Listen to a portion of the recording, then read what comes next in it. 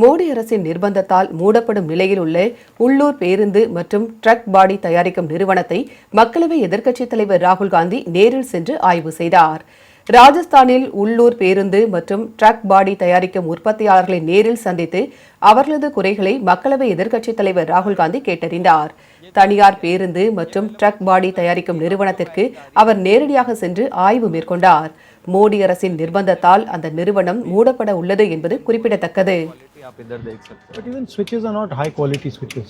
एक ये है मेन रीजन. अभी सबसे ज्यादा जो लग रही है भाप बना के निकालती है गाड़ी, लेकिन ये जो पार्ट है ना, ये कभी कभी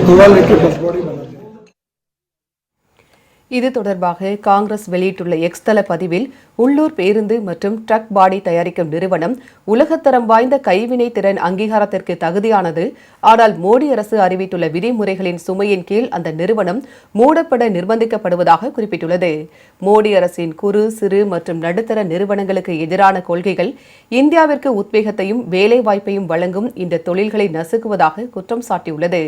இந்த கடின உழைப்பாளிகளின் உரிமைகளுக்காக வலுவாக போராடுவோம் என்றும் அவர்களின் திறமைகள் பறிக்கப்படுவதை ஒருபோதும் அனுமதிக்க மாட்டோம் என்றும் காங்கிரஸ் தெரிவித்துள்ளது.